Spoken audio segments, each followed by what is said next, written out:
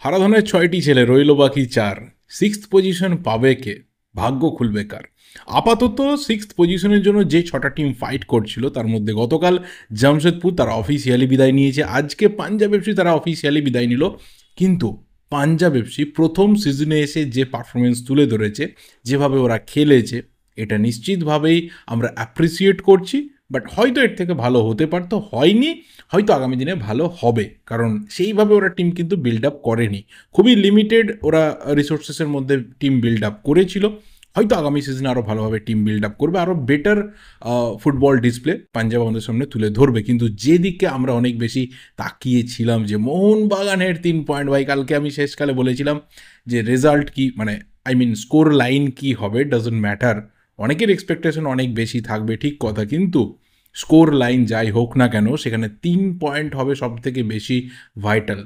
সেই 3 পয়েন্ট মোহনবাগান নিয়ে এসেছে এবং বিভিন্ন রকম সার্কামস্ট্যান্সেসের এগেনস্টে আজকে মোহনবাগানকে ম্যাচ খেলতে হয়েছে। হেড কোচের না থাকা, ভাইটাল প্লেয়ার্সদের না থাকা, এবং অবশ্যই দিল্লির এই স্কর্চিং হিটে বিকেল 5টার সময় ম্যাচ। অবশ্যই কলকাতার থেকে দেখছিলাম যে একটু গরমটা কম, বাট অবশ্যই 33-34 ডিগ্রি গরমটাও কিন্তু হিউজ একটা গরম। সেখানে দুটো টিমকে নামতে হচ্ছে এবং একটা টিমের কাছে একটা ভাইটাল ম্যাচ, 3 পয়েন্টের ম্যাচ, একটা টিমের কাছে হয়তো নিয়ম রক্ষার মতো ম্যাচ। এবং আমি দুটো টিমের যে স্ট্র্যাটেজি দেখলাম, যে একটা টিম শুরু থেকে চেয়েছে ম্যাচটা জিততে হবে, যেভাবেই হোক আমাদের ম্যাচ থেকে 3 পয়েন্ট তুলতে হবে, আর একটা দিকে অলমোস্ট একটা নেগেটিভ ফুটবল ডিসপ্লে হয়েছে, যে যেভাবেই হোক না কেন পার্ক দ্য বাস করে রাখতে হবে। অনেকটা সময় অবধি সেই স্ট্র্যাটেজি কিন্তু কাজে লেগেছে।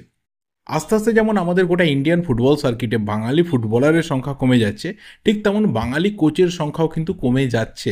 তার মধ্যে জাস্ট এই একজন কোচ যে আপাতত একটা আইএসএল টিমের সাথে যুক্ত রয়েছে এবং আজকে ইন্টারিম হেড কোচ হিসেবে দায়িত্বে সাইড লাইনে ছিল, শঙ্করলাল চক্রবর্তী, তিনি কিন্তু পাঞ্জাবের জন্য খুব একটা সুবিধা করে দিতে পারেননি। উল্টো দিকে তার যে নেগেটিভ স্ট্র্যাটেজি, তার যে কোথাও একটা ফেল্ড স্ট্র্যাটেজি, যে মোহনবাগানের মতো একটা ক্রিয়েটিভ টিমের এগেনস্টে পুরো পার্ক দা বাস করে রাখা, সেটা কোথাও মোহনবাগানকে কিন্তু ফেভার করেছে।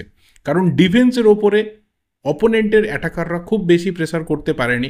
ম্যাক্সিমাম যে অ্যাটাকগুলো পাঞ্জাব এফসি করছিল বা যে শর্টসগুলো নিচ্ছিল, সেগুলো মনে করে দেখো, সেটাও কিন্তু মোহনবাগান ডিফেন্ডারদের নিজেদের ভুলে। কখনো সেটা কমিউনিকেশনে ব্রেক হয়েছে বা কখনো একটা মিসপাস হয়েছে, কিন্তু একটা কোথাও ক্রিয়েটিভিটি যে তুলে ধরা পাঞ্জাবের তরফ থেকে, সেটা কিন্তু তুলতে পারেনি। মাঝ মাঠে এসে ওদের সমস্ত খেলা আটকে গেছে। অভিষেক সূর্যবংশী অলমোস্ট বলা চলে যে মাদি তালালকে কিন্তু পকেটে পুরে রেখে দিয়েছিল। আজকে একটা অসাধারণ ম্যাচ খেলেছে এবং কালকের প্রিভিউতে আমি বলেছিলাম যে দীপক টাংরি আজকের ম্যাচে কোনো দরকার নেই, তাকে নামানোটা দুটো ব্যাপারে কাজে লেগেছে। এক, মোটামুটি ফার্স্ট হাফে যে কটা মাঝ মাঠে ডিস্ট্রাকটিভ ফুটবলটা খেলতে হয় সেইটুকু খেলেছে। ওর যেটা কাজ থাকে, যে ও খেলবে, ভালো খেলবে খারাপ খেলবে ডাজন্ট ম্যাটার, ও একটা ইয়েলো কার্ড খাবে, সেটাও খেয়েছে।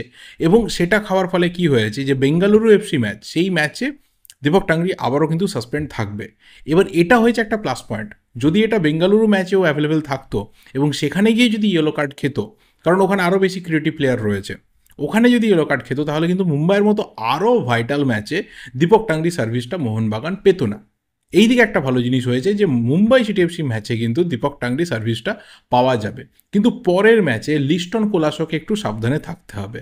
লিস্টন কোলাসোর 3টে ইয়েলো কার্ড হয়েছে এবং ম্যাক্সিমাম সময় লিস্টন যখন কার্ড দেখেছে, সেইগুলো কিন্তু আর্গুমেন্টের জন্য।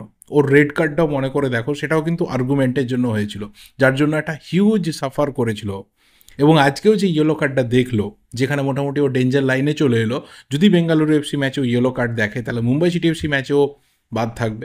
যদি মুম্বাই সিটি এফসি ম্যাচটাতেও ইয়েলো কার্ড দেখে, তাহলে প্লে অফসের প্রথম যে ম্যাচ থাকবে, ফার্স্ট লেগের ম্যাচ, সেই ম্যাচেও সাসপেন্ড থাকবে। তো কোথাও লিস্টন কোলাসোকে কিন্তু ভীষণভাবে আগামী দুটো ম্যাচে, বিশেষ করে অন্ততপক্ষে আগামী ম্যাচে আরও বেশি কসাস থাকতে হবে।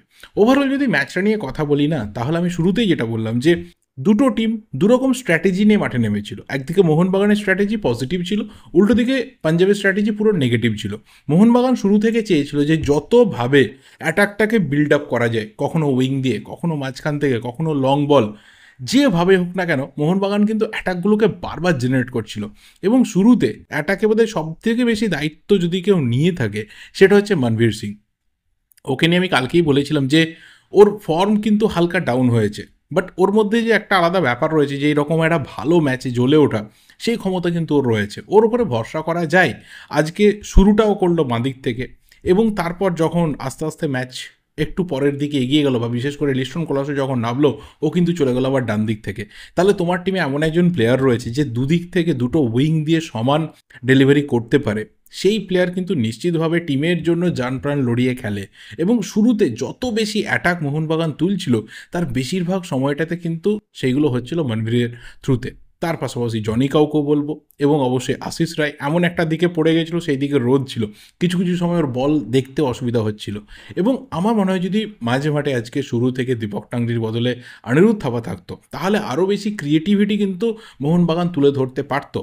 অনেকে একটা ভয় পাচ্ছিল, আমি বিভিন্ন জায়গাতে সোশ্যাল মিডিয়াতে কমেন্ট চেক করছিলাম, বা কমেন্টেটাররাও বলতে শুরু করেছিল যে ইন্স্যুরেন্স গোলটা লাগবে, একটা সিকিউরিটি গোল লাগবে, কারণ এক গোলের ব্যবধান, যেখানে উল্টো দিকে পাঞ্জাবে এত ভালো ভালো কিছু ফরওয়ার্ড রয়েছে, তাদের বিরুদ্ধে এক গোলের ব্যবধানটা কখনোই ঠিকঠাক ব্যবধান না। এবং যখন তোমার ডিফেন্ডাররা মোটামুটি ছোটোখাটো মিস্টেক করে ফেলছে এবং তার জন্য গোল মুখটা ওপেন হয়ে যাচ্ছে, দুটো একটা সিচুয়েশন এরকমই ছিল যে যেখানে ভিসল কাইত পুরো একা হাতে গোলগুলোকে বাঁচিয়েছে। এবং অবশ্যই জর্ডান উইলমার গিল আজকে বোধহয় একটা ওর্স্ট ডে ছিল তার জন্য, কিছুই ক্লিক করেনি, কিচ্ছু না, ও যা কিছু চেষ্টা করেছে সব কিছু বিফলে গেছে। আমার কোথাও মনে হয়েছে যে আজকের এই ম্যাচটা পাঞ্জাব পুরোপুরিভাবে এত ডিফেন্সিভ স্ট্র্যাটেজিতে গেছিলো না, যে ওরা অ্যাটাকের ওপর ফোকাসই করেনি, এবং সেটা কোথাও মোহনবাগানকে একটা অ্যাডভান্টেজ দিয়েছে, যে মোহনবাগান খুলে ফ্রন্টের দিকে খেলতে পেরেছে, 500-র ওপর পাস খেলেছে, প্রায় 90%-এর কাছাকাছি পাসিং অ্যাকুরেসি দেখাতে পেরেছে, ম্যাক্সিমাম সময় কোয়ালিটি বিল্ড আপ করতে পেরেছে, ম্যাক্সিমাম সময় বল হোল্ড করতে পেরেছে, থ্রু বল ঠিকঠাক গেছে, ফাইনাল পাস ঠিকঠাক বাড়ানো হয়েছে। তো ফ্রিভাবে কিন্তু ফরওয়ার্ডরা খেলতে পেরেছে। একমাত্র ডিফেন্সে দিমিত্রি চ্যাটজিয়াসাইস খুব ভালো ফুটবল খেলেছে, বা মো সালা মোটামুটি ভালো ফুটবল খেলেছে, কিন্তু তার পাশে মাঝমাঠ বলো বা অ্যাটাকের জায়গাটা বলো, এই জায়গাটা পুরোপুরি পাঞ্জাবের কিন্তু নির্বিষ ছিল। আর সেখানে কিছু কিছু সময় মোহনবাগান ডিফেন্স নিজেদের ভুলে একটু হলেও চাপ বাড়াচ্ছিল, বাট সেটা খুব একটা ফ্যাক্টর হয়ে দাঁড়ায়নি।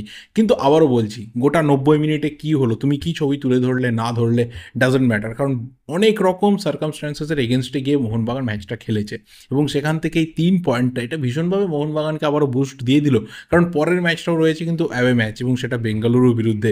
অবশ্যই তার আগে এই 3 পয়েন্ট, তার আগে জয়ে ফেরা, তার আগে আবারও কিছু প্লেয়ারের পারফরমেন্সে ফিরে আসা, দিমিত্রি পেত্রাতসের গোলে ফিরে আসা, যে জায়গা থেকেও ফিনিশটা করেছে, একটা রকেট শট ফিনিশ হয়েছে।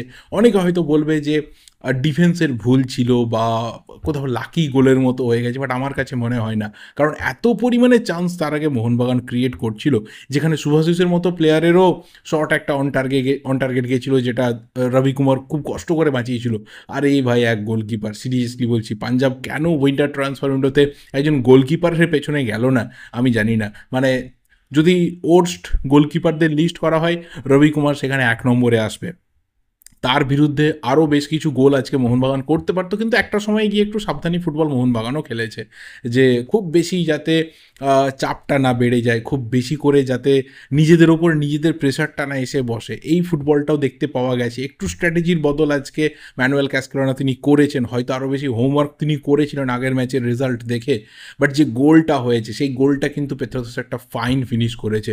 ওই জায়গা থেকে একটা সুযোগ পেয়েছে, একটাই শট নিয়েছে, টার্গেটে গেছে, গোল হয়ে গেছে। গোলকিপারের কিছু করার ছিল না, মানে রবি কুমার এমনি একদমই একজন কি বলবো খুবই লো কোয়ালিটি গোলকিপার। তারপর এই যে শটটা গেছে, সেখানে একজন বেস্ট গোলকিপারও কিন্তু এনি টাইম বিট হতে পারে। তো কোথাও মোহনবাগান যে পজিটিভ ফুটবলটা খেলতে শুরু করেছিল ফার্স্ট মিনিট থেকে, সেটা 90 মিনিটস অবধি চালিয়ে গেছে, এবং সেখান থেকে 3 পয়েন্ট নিয়ে আপাতত পরের ম্যাচে মোহনবাগান নামবে।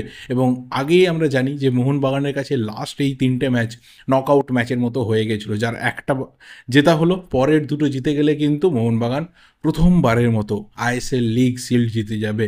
দেখা যাক সেই সময়টা অবধি, মানে আগামী আরও 10টা দিন আমাদের অপেক্ষা করতে হবে। এই ভিডিওটা এই অবধি। এবার তোমাদের যা যা ওপিনিয়ন রয়েছে রিগার্ডিং দিস ম্যাচ অবশ্যই কমেন্ট করে জানিও। সমস্ত প্লেয়ারকে ধরে ধরে রোজ ডিসকাস করা যায় না, এটা তোমরাও আশা করি বুঝতে পারো, বাট হ্যাঁ, এই প্লেয়ারটাকে নিয়ে না বললে হয়তো অনেকে কমেন্ট করতো, সেটা হচ্ছে অভিষেক সূর্যবংশী।